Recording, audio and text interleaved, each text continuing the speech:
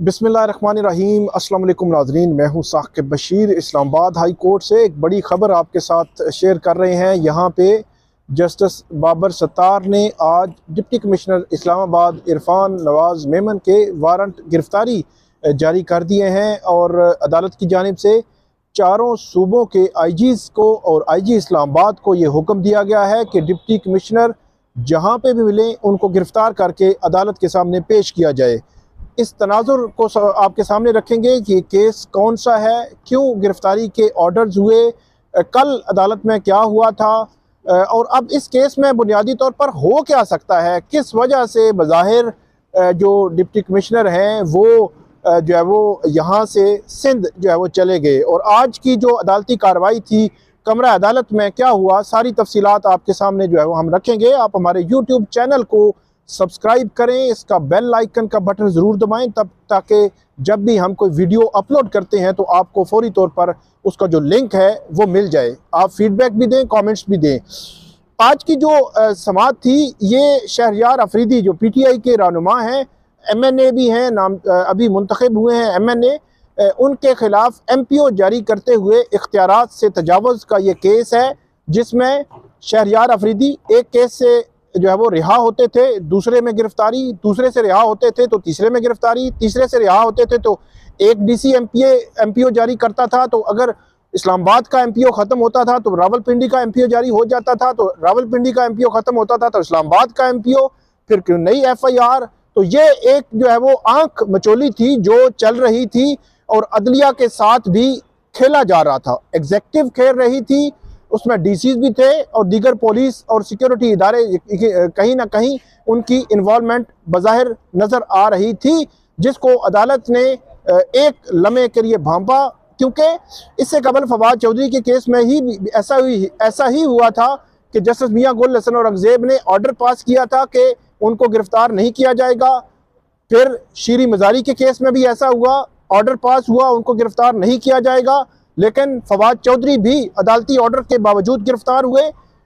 इस तरह शीरी मजारी भी अदालती ऑर्डर्स के बावजूद गिरफ्तार हुई। आईजी इस्लामाबाद के खिलाफ भी अलग से कंटेम्प्ट जस्टिस मियां गुल हसन औरंगजेब की अदालत में चल रही है और उसमें उन्होंने माजरत भी कर ली थी।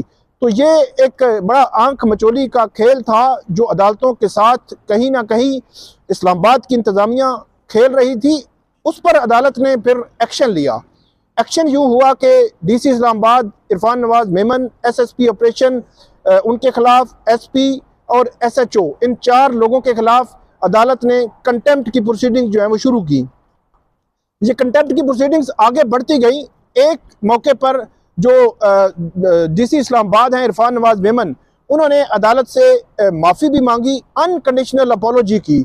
लेकिन उस दिन जिस दिन ये समाअत थी, अनकंडीशनल अपॉलोजी उनकी वकील की जानिब से अदालत के सामने रखी गई, तो उसी लम्हे अदालत ने जस्टिस बाबर सत्तार ने ये रिमार्क्स दिए कि एक तरफ तो डीसी इस्लामाबाद जो है वो माफिया मांग रहे हैं, माजरतें कर रहे हैं, और दूसरी जानिब मेरे जो करीबी हैं, मेरे जो रिश्तेदार हैं, जो दोस्त हैं, उनको अप्रोच करके मुझे अप्रोच करने की कोशिश की जा रही है। तो उस वक्त अदालत ने उनकी वो माफ़ी की दरख्वास्त मुस्तरद की थी और उसके बाद ये कहा था कि इस केस का ट्रायल आगे चलेगा। फिर तमाम रिकॉर्ड जो है वो जितने भी एमपीओ जारी हुए थे, इस्लामाबाद के तमाम रिकॉर्ड जो है वो अदालत ने तलब किया। उसके बाद रावलपिंडी से और अडयाला जेल से जो रिकॉर्ड था वो सारा तलब किया गया, उनकी तलबियाँ हुई और जहाँ जहाँ जिस के पास जो मुहर्रिर थे थाने के, उनके पास जो डिप्टी कमिश्नर इस्लामाबाद और डिप्टी कमिश्नर रावलपिंडी के जो मुतलका जो जिसके पास रिकॉर्ड होता है, मुतलका जो बंदा होता है, उसको बुलाया गया, उसका बयान रिकॉर्ड हुआ। इसी तरह जो रिकॉर्ड रूम का इंचार्ज है अडयाला जेल का, उसका बयान रिकॉर्ड हुआ। उसके जो जितना रिकॉर्ड था वो जो है वो अदालत अपनी अदालती फाइल के साथ जो है वो लगाया गया। फिर इस केस में आगे बढ़ते बढ़ते इस केस में जो लम्हा आया वो ये था कि अदालत ने आज के लिए ये केस रखा हुआ था कि आज फाइनल आर्गूमेंट्स होंगे।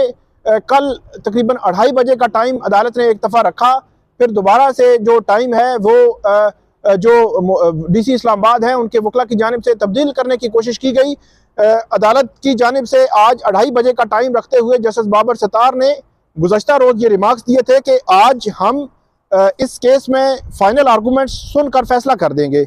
इससे कबल तकरीबन 5-6 रोज़ कबल भी जो इरफान नवाज मेमन हैं उनकी वकील की जानिब से अदालत से ये सदा की गई थी कि उन्होंने क्योंकि 22 फरवरी को उम्रा के लिए जाना है 10 से 12 रोज़ के लिए, तो इसलिए अदालत उसके बाद मतलब 2 से 3 मार्च के बाद की तारीख के लिए समाअत के लिए मुकर्रर कर दे।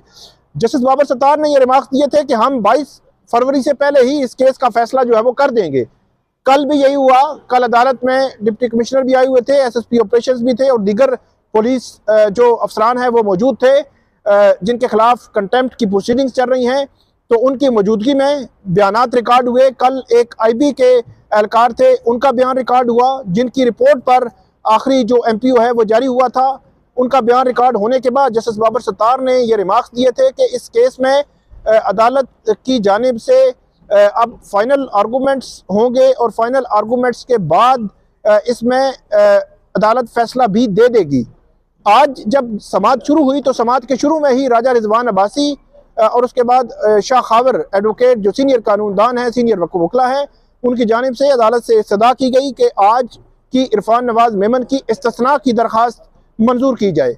जस्टिस बाबर सत्तार ने ये कहा कि इससे कबल कल जब अदालत को बताया गया था तो अदालत ने उनको यहाँ से जाने की इजाज़त नहीं दी थी और उनकी दरख्वास्त मंजूर नहीं की थी, लेकिन अब जो है वो आज वो नहीं आए, इसके बावजूद वो नहीं आए, तो इसलिए आज की उनकी इस्तिस्ना की दरख्वास्त मुस्तरद की जाती है।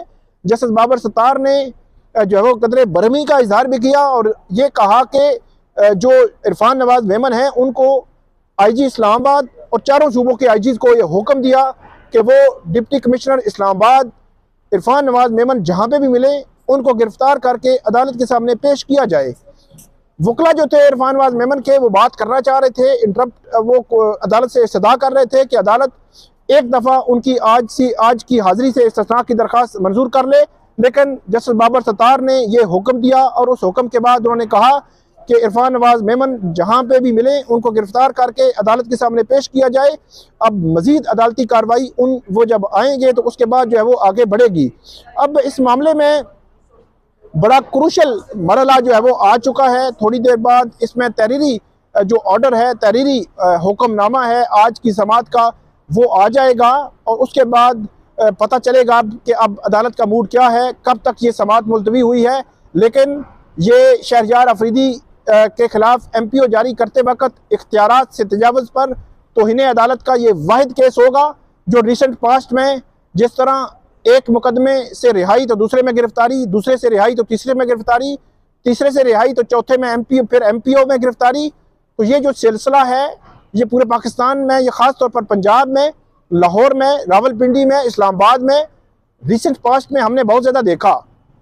तो पहला केस होगा जिस केस में किसी भी एग्जेक्टिव अथॉरिटी के खिलाफ बाकायदा तौर पर कंटेम्प्ट शुरू हुई, उसके खिलाफ ट्रायल चला और उसके खिलाफ कार्रवाई भी हो सकती है। फैसला क्या आएगा कबल अज़ वक्त है कुछ कहना, लेकिन बज़ाहिर सिनेरियो जो है उस तरफ जा रहा है कि सज़ा भी अदालत दे सकती है। लेकिन अब देखना है कि जो इरफान नवाज मेमन हैं उनको कैसे वो खुद पेश हो जाते हैं या उनको किसी और ज़रिए से जो है वो अदालत उनकी पेशी जो है वो यकीनी बनाने के हवाले से मज़ीद कोई ऑर्डर्स जो है वो पास करती है।